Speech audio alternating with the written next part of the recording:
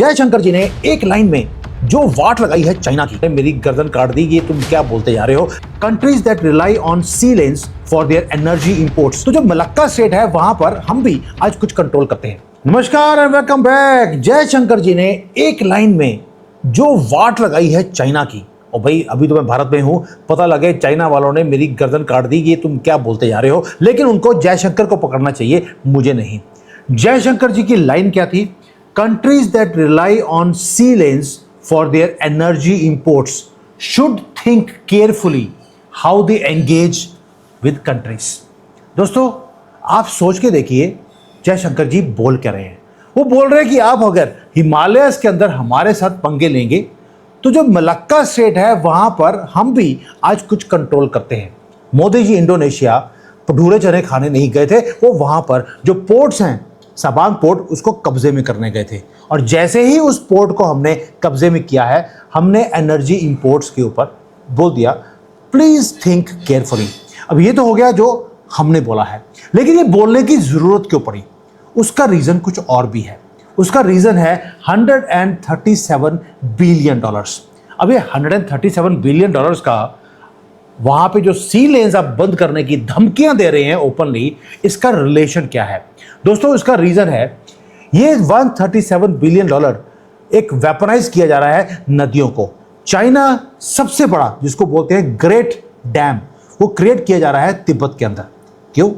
उसका रीजन है कि ये जो बॉर्डर है भारत का, उसके सिर्फ 30 किलोमीटर दूर इस डैम को बनाया जा रहा है। ये ट्रिपल साइज है। ये जो सबसे बड़ा डैम था थ्री गॉर्जियस डैम, उससे 3 गुना बड़ा है। और वो जो थ्री गॉर्जियस डैम है वो दुनिया का इतना बड़ा डैम है कि जो रोटेशन है अर्थ की वो स्लो हो गई है उस एक डैम के कारण। इतना ज़्यादा वेट है उस डैम का, क्योंकि पानी का कलेक्शन ही बहुत ज़्यादा है। उससे 3 गुना बड़ा हमारे बॉर्डर के ऊपर बनाया जा रहा है। ये इलेक्ट्रिसिटी की बात नहीं है, ये हॉस्टेज बनाने की कोशिश की जा रही है भारत को। हॉस्टेज कैसे और क्यों, वो भी बताता हूं आपको कि हो क्या रहा है। एक गेम है जो चाइना भारत के साथ प्ले कर रहा है। गेम शुरू करी पाकिस्तान ने।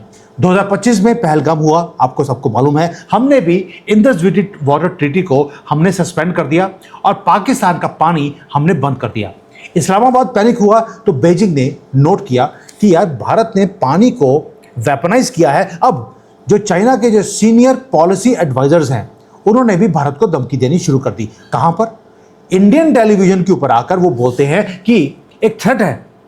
और उन्होंने एक पुरानी एक जो होती है कहावत, उसको दिया। क्या बोला उन्होंने? Don't do to others what you don't want to be done to you. यानी कि जो गांव है, जो इनका डिप्लोमेट है, वो डायरेक्टली ये बात कर रहा है कि अगर आप इंडस वाटर ट्रीटी को बंद करके आप पानी बंद करेंगे तो ब्रह्मपुत्रा रिवर का पानी हम भी बंद कर सकते हैं। वो क्या बोल रहे हैं कि जितने भारत की रिवर्स हैं, स्पेशली ब्रह्मपुत्रा, वो तिब्बत से शुरू होती हैं और वो फ्लो करती हैं अरुणाचल प्रदेश में, फिर असम में। चाइना कंट्रोल करता है ऊपर का एरिया जहां से पानी भारत में आता है। हाई ग्राउंड उनके पास है। तो वो बोल रहे हैं अगर पाकिस्तान का पानी शुरू नहीं किया तो हम आपका बंद कर देंगे। अब उन्होंने हमें धमकी दी तो हमने बोल दिया कि हिमालयस में अगर आप पंगा लेने की कोशिश करेंगे तो उस कंट्रीज को जिनका पूरा का पूरा सामान समंदर से होके जाता है, वो भी हमारे समंदर से, उनको ये पॉलिसी अपनी थोड़ा सोच समझकर इंप्लीमेंट करनी चाहिए। दोस्तों, जो थ्रेट चाइना से है वो ऑब्वियस है। पहली बात ये कि भारत ने पाकिस्तान का पानी बंद किया तो हमारा पानी बंद कर सकते हैं, लेकिन उसके पीछे एक सच्चाई और भी है। वो ट्रुथ क्या है? चाइना इसको लीवरेज की तरह आपके खिलाफ यूज करना चाहता है ताकि ब्रह्मपुत्रा को ड्राई किया जाए। लेकिन जब मॉनसून का सीजन आएगा तब क्या होगा? तब पूरा का पूरा पानी, इतना बड़ा डैम बनाया ही इसलिए है कि पूरा पानी के गेट्स को खोल दिया और आपके यहाँ पे फ्लड वैसे ही आएंगे जैसे भारत आज पाकिस्तान में फ्लड्स लेके आ रहा है। एक प्रॉब्लम और भी है, जो 70% पानी है, चाइना को लगता है वो बंद कर देगा तो हमारे यहाँ पे सूखा पड़ जाएगा। They are wrong. आपको मालूम है चिरापुंजी जगह, हमने बचपन से सुना है कि जो भारत में सबसे ज्यादा बारिश पड़ती है वो चिरापुंजी में पड़ती है, वो उसी एरिया में आता है। यानी कि जो 70% से ज्यादा पानी जो वॉल्यूम है रिवर का, वो चाइना से नहीं आता, वो भारत में खुद प्रोड्यूस होता है बारिश के फॉर्म में। और जो मानसून होते हैं भारत पे, वो पूरा साल चलते हैं नॉर्थ ईस्ट के अंदर, जो इस पूरे के पूरे एरिया को फीड करता है रिवर्स को पानी के साथ। तो जो रियल थ्रेट है वो ये नहीं है कि चाइना आपका पानी बंद करेगा। रियल थ्रेट ये है कि जब हमें पानी की जरूरत ही नहीं है तब वो गेट को खोलेगा और हमारे यहाँ पर फ्लड्स की सिचुएशन आ जाएगी जब प्लांटिंग सीजन होता है राइस का। तो ये तो है जो चाइना ने आपको धमकी दे दिया। दूसरा, जो हाइड्रोलॉजिकल डाटा होता है कंट्री टू कंट्री हमें देना पड़ता है। गर्मियों में कितना पानी वहाँ से रिलीज़ किया जाएगा उसका डाटा, या बारिशों के टाइम पर कितना पानी रिलीज़ किया जाएगा, ये डाटा ऑलरेडी हमारे पास आता था। लेकिन जब डोकलाम हुआ उसके बाद से ये डाटा ने आना बंद कर दिया। जैसे हमने पाकिस्तान को डाटा देना बंद कर दिया, वैसे ही बीजिंग ने भी पूरा रिवर का डाटा है उसे शेयरिंग वो नहीं करते। अब आपको याद होगा असम को इन्होंने पूरा फ्लड कर दिया था, क्योंकि बिना किसी रोक टोक के पूरे पानी को असम में छोड़ दिया गया। 29 डिस्ट्रिक्ट्स है असम के, पूरे डेवास्टेटिंगली वो डूब चुके थे पानी के अंदर। ये मैन मेड क्राइसिस था जो चाइना ने हमारे साथ किया। आपको क्या लगता है, अगर वो उनको लगता है चाइना को, वो हमारे से पंगा लेंगे और हम उनको छोड़ देंगे? इसलिए इंडोनेशिया में जाकर जब सबांग पोर्ट को हमने अपने कब्जे में किया, कोको आइलैंड्स में ऑलरेडी काम चल रहा है, ऑस्ट्रेलिया के साथ मिलकर हम अपनी नेवी को बिल्कुल जो मलक्का स्ट्रेट है वहां पे बिचा रहे हैं। इसलिए रेटल्ड होकर चाइना भी पंगे ले रहा है। हम भी हटते नहीं पंगे लेने से। बार बार बोलता हूं, मोदी जी हर जगह पे जाके इतने बड़े पंगे, अमेरिका से हमने पंगा लिया हुआ है, चाइना के साथ नाक में दम किया हुआ है, पाकिस्तान की वाट लगाई हुई है, और बांग्लादेश को बोलते जा रहे हैं बेटा कायदे में रहोगे तो फायदे में रहोगे, वरना कुछ कटा हुआ काटना हमें भी आता है। जो बीजिंग है इसलिए वो मैसिव स्केल के ऊपर अपनी कैपेबिलिटीज को वो बढ़ाता जा रहा है। अब आपको लगेगा अगर चाइना इतना कुछ कर रहा है तो क्या भारत साइलेंटली चुप करके बैठा हुआ है? इतने दूध के धुले हुए मोदी जी भी नहीं है और हमारी गवर्नमेंट भी नहीं है। हम आपको मालूम है कि कभी रिस्पॉन्ड नहीं करते, हम सिर्फ प्ले करते हैं चेस के बोर्ड के ऊपर ब्यूटीफुली। अब जो हमारे जयशंकर जी हैं, भाई नाम में है जय और साथ में शंकर, हमने भी माइक्रोफोन के ऊपर आकर धमकी देनी थी, हमने दे दिया, लेकिन साथ में हमने कुछ और भी किया है। प्लीज अंडरस्टैंड दिस, हम कंट्रोल कर रहे हैं सी लेन्स को। हमने करना शुरू कर दिया काम मलक्का स्टेट को भी, और उधर जो स्टेट ऑफ हॉर्मुज है उसके पास जो चाबहार पोर्ट है ऑलरेडी हमारे कब्जे में है। दोस्तों ये सारे वो एरियाज है जहां से 80% से ज़्यादा चाइना का ऑयल इंपोर्ट होता है। हमारा एक इशारे पर हमारी नेवी उस सारे रास्ते को ऑलरेडी फोर्टिफाई कर चुकी है, अपनी पोजीशंस के ऊपर बैठी हुई है। अंडमान के ऊपर हम बैठे हुए हैं, सबार पोर्ट पे हम बैठे हुए हैं, ग्रेट निकोबार जो प्रोजेक्ट है वो ऑलरेडी चालू हो चुका है, कोको में हम बैठे हैं, पूरी वॉरशिप्स हमारी सी लेन्स के ऊपर हमारी दिन रात वहाँ पे पेट्रोलिंग कर रही हैं। इसीलिए ये सिर्फ अब पानी की बात नहीं रही, अब ये युद्ध है जिसकी तैयारी हमने भी करनी शुरू कर दी। दूसरा दोस्तों, अगर वो हिमालयाज को पेट्रोलिंग कर सकते हैं तो समंदर को पेट्रोलिंग हम करेंगे। इसलिए बोल रहा हूँ, एक डायरेक्ट मैसेज और डायरेक्ट एक्सेस हमने क्रिएट कर दिया। अब आते हैं चाइना, जो अगर पानी को कंट्रोल करेगा हिमालयस के अंदर। अब भारत क्या कर रहा है? भारत ने ऑयल के रूट्स को कंट्रोल कर लिया। ये जियोग्राफिकल एक हॉस्टेज एक्सचेंज है।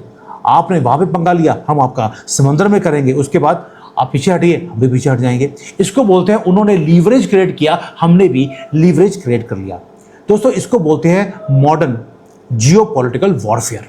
एंड इसी तरह से युद्ध होगा जहां पर हथियार यूज नहीं होंगे, डिप्लोमेसी यूज की जाएगी, एक लीवरेज को लीवरेज के अगेंस्ट ऑफसेट किया जाएगा। अब हम सिर्फ नेवल ब्लॉकेज के ऊपर रिलाई नहीं कर रहे, हम एक काम और भी कर रहे हैं। अरुणाचल प्रदेश के अंदर एक मैसिव डैम है जिसको बोला जाता है अपर सियांग डैम, वो हमने क्रिएट करना शुरू कर दिया। ये डायरेक्ट काउंटर है चाइना का मेगा प्रोजेक्ट के ऊपर। अब होगा क्या? इस डैम को खाली रखा जाएगा। दोबारा सुन लीजिए, जो अपर सियांग डैम है अरुणाचल प्रदेश के अंदर, इसको ब्रह्मपुत्र के ऊपर बनाया जा रहा है, इसको खाली रखा जाएगा। जैसे ही चाइना वहां से पूरे पानी को रिलीज करेगा, इस खाली डैम को भरकर हम पानी के फ्लो को, जो डेवस्टेशन है, जो सडन फ्लड्स हैं, उसे हम रोक सकते हैं। बल्कि उन्होंने एक लीवरेज करने की कोशिश करी, हमने उसे न्यूट्रलाइज करने के लिए एक उतना ही बड़ा डैम भारत में बना लिया।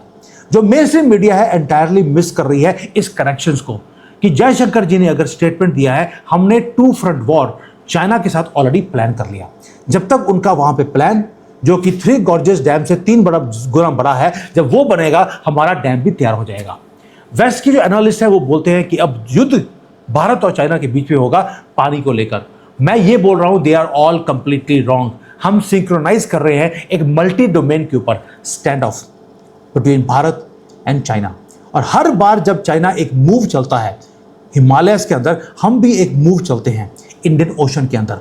जो अगला वॉर है दोस्तों, वो बुलेट्स के साथ कभी भी नहीं होगा, वो वॉर के ऊपर कभी नहीं होगा, वो होगा डिप्लोमेसी अगेंस्ट डिप्लोमेसी। आपने डिप्लोमेसी करी, हमने भी डिप्लोमेटिकली आपको आंसर दे दिया। और होगा क्या, उन्होंने टूटी तेज करी, हमने यहाँ पर अपने डैम की टूटी बंद कर दी ताकि उस सारे पानी को हम स्टोर कर सकें। इसको बोलते हैं लीवरेज, इसको बोलते हैं जियोपॉलिटिकल लड़ाइयाँ, जो हमारी गवर्नमेंट हर रोज़ अपने एक एक दुश्मन के साथ हम करते जा रहे हैं। अभी तो आप देखिए चाबहार के ऊपर क्या होता है।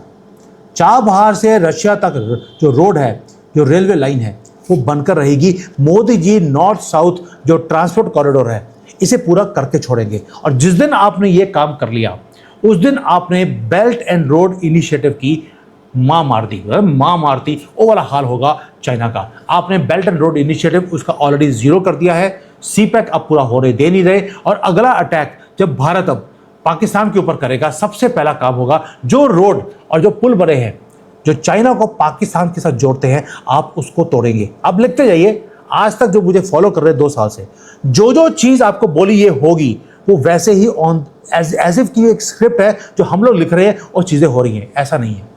It is according to our analysis कि यह क्या हो सकता है, क्या पॉसिबिलिटीज़ है। इसलिए बोल रहा हूँ, चाइना की वाट अगर हम लगा रहे हैं, ये एक गुड न्यूज़ है। आगे आगे देखिए होता है क्या। चाइना पीछे वैसे पहले गलवान में बाकी जगह पे पीछे हट गया था, अभी आपको यहाँ से अरुणाचल के पास से भी पीछे हटता हुआ दिखाई देगा।